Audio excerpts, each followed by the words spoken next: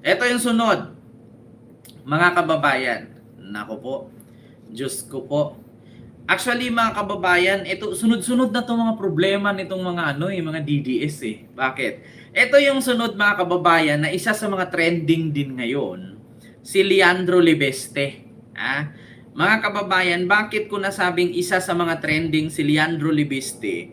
Kasi po, mga kababayan, meron po siyang troll farm. Alam niyo ibig sabihin ng troll farm? Yung katulad sa mga DDS, na kapag nag-post ka, nagko-comment itong mga followers di umano, yung mga supporter ni Digong, yan, tapos mumurahin ka, lalaitin ka, babantaan ka, tapos isang comment, magugulat ka, ang lalalim ng Tagalog. Napapansin niyo, mga kababayan, kapag ka nag-post ka, magugulat kayong mga magko-comment sa iyo, ang lalalim ng Tagalog, no? Tapos yung mga mukha, mayroong Chinese, mayroong Korean, mga pangalan, may Japanese, 'di ba? Iisang comment, iba-ibang mukha. Ngayon, mga kababayan, kumalat po ito ngayon ang isang troll farm di umano ni Leandro Libeste na nakalimutan, mga kababayan, na burahin. Kasi magugulat kayo, bawat group sa page, no, sa Facebook, mga page, no, na grupo, yung comment ni Tarpulano, yung post ni Tarpulano, nandun yung comment para kay Libeste. Yung post ni Tarpulana, nandun din yung comment para kay Libeste. So kumbaga, mga kababayan, troll farm. At saka masasabi mong troll farm ni Libeste kasi nga si Libeste ang pinuri. Hindi mo naman masasabing troll farm para siraan si Libiste. Ito pinuri si Libiste. So ibig sabihin troll farm niya. Ito po, mga kababayan, ang kumakalat ngayon. Ako po, nabisto si Libiste dito, mga kababayan, hindi na ibura. No? Hindi na bura ng ito, mga kababayan. Ito po yung nag-trending ngayon. Ayan, ito, basahin natin. Diyos ko, troll farm pa more. Ayan ayan, mga kababayan. Kung napansin ninyo, lahat ng comment na yan, iiba ang account, iisang comment lang. Ibig sabihin yan, troll farm. Ito pakita natin, mga kababayan. Ayan.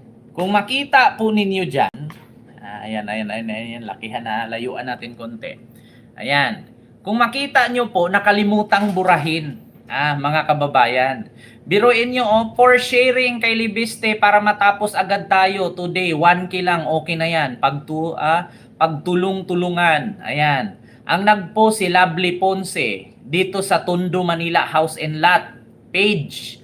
Dito naman Apo Island Tour Package. Same comment pero ang pangalan naman na nagpost si Faisal Kumalo. Dito naman sa Sambuanguita Buy and Sell, same comment si Faisal Kumalo. Dito naman sa Dilang Mangga 123 Pasig City, ayan, same comment kay Libiste pa rin, si Nathan Morales naman ang pangalan. Dito naman sa kabila, mga kababayan, MB Service Professional. Electronic. Ayan, si Marinel Huseco. Ayan, same comment. Tapos dito naman sa District 5 Quezon City, Kenneth Castillo. Ang nagpost, ang sabi dito, for sharing kay Libiste para matapos agad tayo. Today, 1K lang, okay na yan. So, ibig sabihin, mga kababayan, yun nga ang nakalagay dito sa post ni Meluya Preax. Ayan. May nakalimutang burahin at dito nabuking ang troll farm ni Leandro Libeste. Naku po. Sa mga screenshot na ito, makikita ang isang caption na paulit-ulit na lumalabas sa iba't ibang Facebook group for sharing kay Leandro Libeste. Pero teka, bakit may ganitong linya sa public post? Karaniwan ang ganitong format ay hindi para sa publiko. Ito ay mukhang instruction or template na ginagamit sa pagpapakalat ng content. At dahil hindi ito na-edit bago i-post, lumabas ang buong pattern. Iisang script, sabay-sabay na posting, koordinadong galaw. At hindi natin agad masasabi kung sino ang nag-uutos o saan nanggaling ang instruction. Pero malinaw na may organisadong paraan ng pag-share ng mensahe. Naku po, isang script, sabay-sabay post. Kaya sabi ko sa inyo, mga kababayan, hindi naman tayo nagtaka kung kaya niyong magbayad. Bakit? Billionaire yan eh. 'Di ba? Ngayon ninyo sabihin, mga kababayan, Diyos ko, kaya pala magugulat ka dun sa mga post ni Isko Moreno, binatikos. no? Binatikos, mga kababayan. Tapos, yung nag-react na si Isko patungkol kay Libiste, aba, didumog yung page ni Isko. Puro angry. Oh. Tapos magugulat kayo mga nag-i-angry, mga Korean, Thailander, Mexicano, Amerikano, Japanese, Chinese, Taiwanese, no, mga account. Tapos pag bubuksan mo yung account, puro nakalock ang profile. Mga kababayan. Ayan po ang nangyari, no? Nakalimutang burahin ang instruction.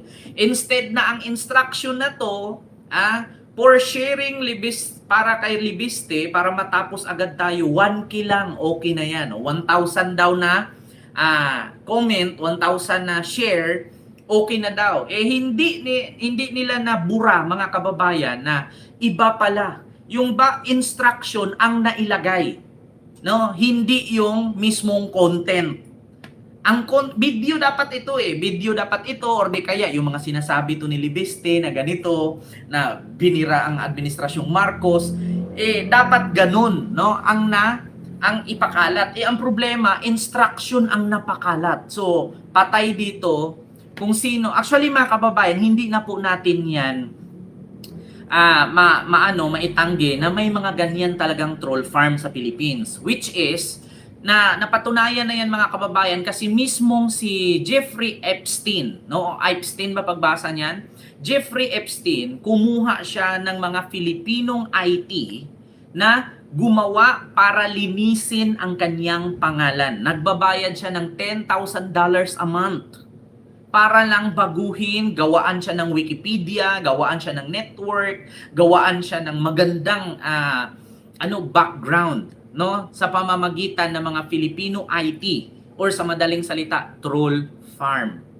'Di ba? Ito, mga kababayan, i-search natin kung gaano katotoo yung troll farm na yan. Nako, actually, mga kababayan, kahit sa mga DDS, kahit kay Sara may ganyan eh.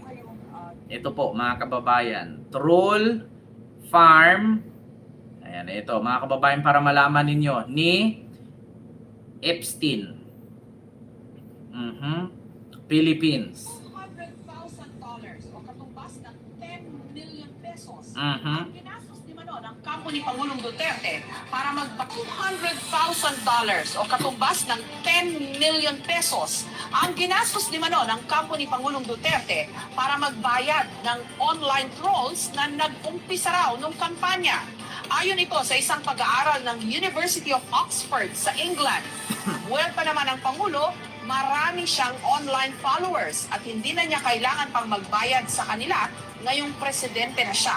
Ayon sa isang pag-aaral ng University of Oxford, mismo si Pangulong Duterte umano gumastos ng $200,000 o katumbas ng 10 million pesos para magbayad umano ng trolls. Nasa 400 hanggang 500 daw ang binayaran cyber troops. Noong 2016 daw unang kinuha ang keyboard trolls para magpakalat ng propaganda para kay Duterte na nooy presidential candidate. Pero tuloy pa rin umano ang gawain ng mga ito kahit nakaupo na sa pwesto ang Pangulo.